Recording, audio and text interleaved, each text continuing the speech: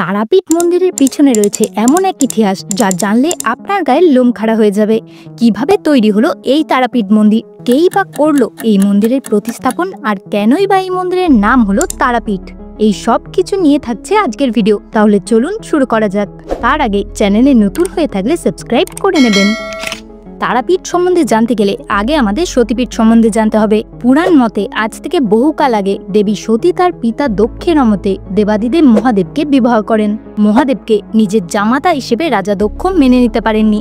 তিনি এক মহাযজ্ঞের আয়োজন করেছিলেন, কিন্তু সেখানে তার জামাতা দেবাদিদেব মহাদেবকে আমন্ত্রণ করেননি। তখন দেবী সতী তার স্বামীর বারণ না মেনে সেই অসম্মানের জবাব দিতে যজ্ঞস্থলে পৌঁছান। সতীকে দেখতে পেয়ে তার পিতা দক্ষ সকলের সামনে সতীকে এবং তার স্বামী দেবাদিদেব মহাদেবকে অপমান করেন। স্বামীর অপমান সহ্য করতে না পেরে তৎক্ষণাৎ দেবী তার দেহত্যাগ করেন। দেবী সতীর দেহত্যাগের কথা শুনে মহাদেব রণমূর্তি ধারণ করেন। তিনি দেবীর দেহ কাঁধে নিয়ে তাণ্ডব নৃত্য শুরু করেন।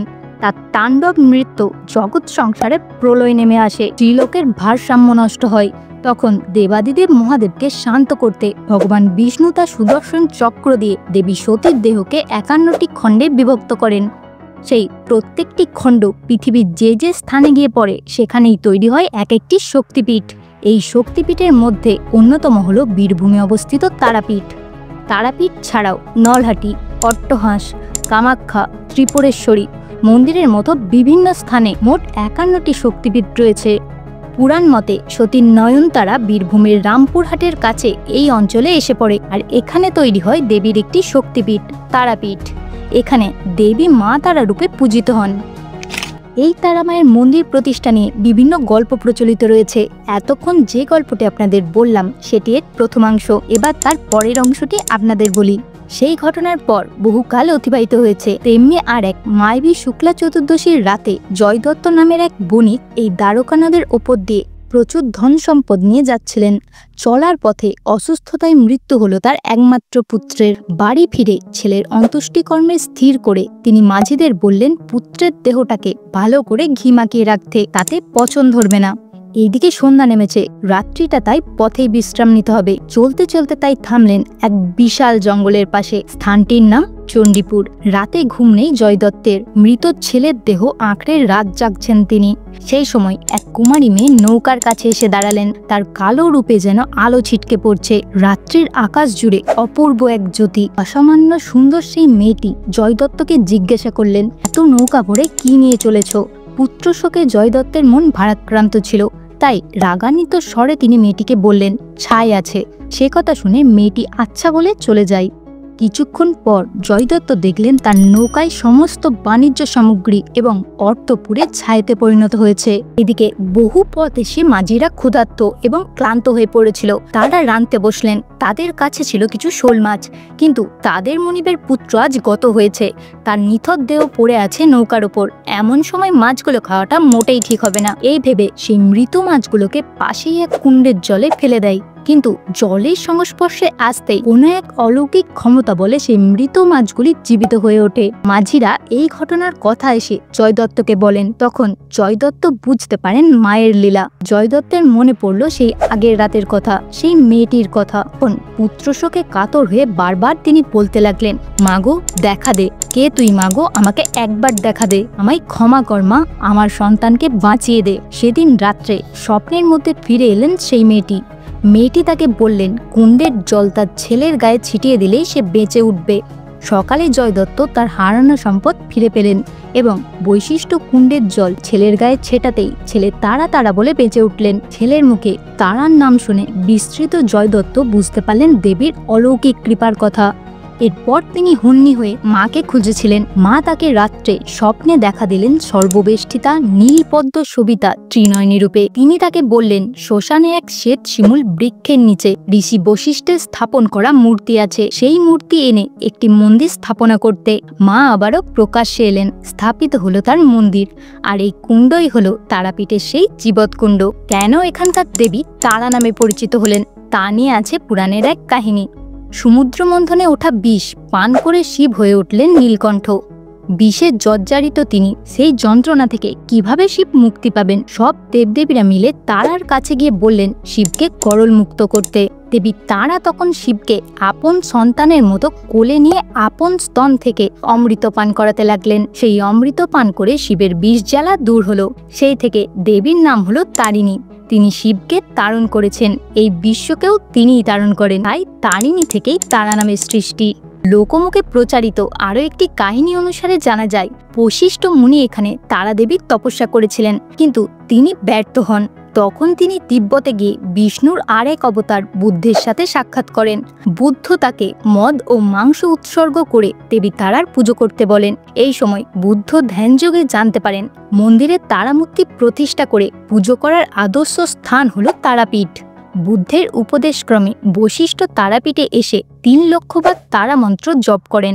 তখন দেবী প্রসন্ন হয়ে ঋষি বশিষ্ঠকে দর্শন দেন। বশিষ্ঠ দেবীকে অনুরোধ করেন বুদ্ধ যেভাবে তাকে ধ্যানে রেখেছিলেন দেবী যেন সেই রূপে তাকেও দর্শন দেন। দেবী তখন বুদ্ধের দেখা মহাদেবকে স্তনপানরতার রূপেই বশিষ্ঠকে দর্শন দেন। আর তখন থেকেই তারাপীঠ মন্দিরে শিশু শিবকে স্তন্যপানরতা মূর্তিতে দেবী তারা পূজিত হয়ে আসছেন। এবার যদি আমরা ইতিহাসের দিকে তাকাই তাহলে জানা যায় 1818 সালে এই মন্দিরে স্থাপনা করেছিলেন মল্লারপুরের জমিদার জগন্নাথ রায়। 7ম শতাব্দীতে গৌড়ের শাসক শশাঙ্কের বিরুদ্ধে হর্ষবর্ধন ও কামরূপরাজ ভাস্কর বর্মন সাময়িক অভিযানের সময় তিব্বত সহ অসম, নেপাল ও বিহারের কিছু অংশ পর্যন্ত রাজ্য বিস্তার করেছিলেন। এর ফলে তন্ত্রমন্ত্রে পরিপূর্ণ তিব্বতী বৌদ্ধ ধর্মের সঙ্গে গৌড় বাংলা সংস্কৃতির মেলবন্ধন ঘটে এবং বাংলায় তান্ত্রিক আচার অনুষ্ঠান বৃদ্ধি পায়। এই সময় রসায়নাচার্য নাগার্জুন তিব্বত থেকে বৌদ্ধদেবের তারা সাধন পদ্ধতি ভারতে নিয়ে আসেন এবং নাগার্জুন লোককথা মতে বশিষ্ঠ মুনিতে পরিণত হন। তারাপীঠে আমরা যে মায়ের ধাতব মূর্তিটি দর্শন করি সেখানে মা তারা দেবাদিদেব মহাদেবকে স্তন্যপান করাচ্ছেন। এটি মায়ের চতুর্ভুজা মূর্তি, মুখে রক্তের দাগ। মায়ের প্রতিকৃতির নিচে গোলাকার বেদির ওপর তার পদযুগল রাখা থাকে। মা এখানে উগ্ররূপে পূজিত হন। জগতের অশুভ শক্তির দমনে যেন তিনি এই মর্তে আবির্ভূত হয়েছেন। রোজ অসংখ্য মানুষ মায়ের এই রূপের দর্শনের আশায় দূর দূরান্ত থেকে এই মন্দিরে আসেন। শ্মশান, এই শব্দটা শুনলেই আমাদের গা ছমছম করে ওঠে, কারণ এটি আমাদের সেই কঠোর বাস্তবতার সামনে দাঁড় করায় যেখানে আমরা নিজেদের শেষ পরিণতি লক্ষ্য করি। সকল মানুষকে একদিন নিজের জীবনের শেষ পর্যায়ে আসতে হবে, সংসারের মায়া পেরিয়ে আবারও মিশে যেতে হবে এই ধরাধামে। সেই দিক থেকে তারাপীঠের এই মহাশ্মশানের মাহাত্ম্য আলাদা। বাংলার তন্ত্র সাধনার অন্যতম প্রধান কেন্দ্র তারাপীঠের এই মহাশ্মশান। মানুষ বিশ্বাস করেন মা এই শ্মশানে বিচরণ করেন। ভাদ্র মাসের কৌশিকী অমাবস্যায় লক্ষ লক্ষ মানুষের আগমন ঘটে তারাপীঠের এই মহাশ্মশানে। এখানে জ্যোতিরূপে বাস করেন স্বয়ং মা তারা। বৈদিক শাস্ত্র মতে এই তিথিতেই মায়ের কৌশিকী রূপের উৎপত্তি হয়েছিল এবং তিনি শুম্ভ ও নিশুম্ভকে বধ করেছিলেন। তাই এই অমাবস্যার নাম কৌশিকী অমাবস্যা। সকল তন্ত্র সাধকদের কাছে কৌশিকী অমাবস্যার এই রাত অত্যন্ত গুরুত্বপূর্ণ। কৌশিকী অমাবস্যার দিনে সাধক বামাখ্যাপা সিদ্ধি লাভ করেছিলেন, আর তন্ত্র মতে এই রাতকে তারারাত্রিও বলা হয়। তন্ত্র সাধনা আর তারাপীঠ এই নাম শুনলেই সবার প্রথমে আমাদের মাথায় যে ছবিটা ভেসে ওঠে সেটা হলো সাধক বামাখ্যাপার। তার আসল নাম বামাচরণ চট্টোপাধ্যায়। তিনি শ্রী রামকৃষ্ণের সমসাময়িক ছিলেন। শৈশব থেকেই তার দেবভক্তি ছিল প্রবল। ফলত ছোটবেলাতেই তিনি গৃহত্যাগ করে কৈলাসপতি বাবা নামে এক সন্ন্যাসী শিষ্যত্ব গ্রহণ করেন। কৈলাসপতি বাবা তারাপীঠেই থাকতেন।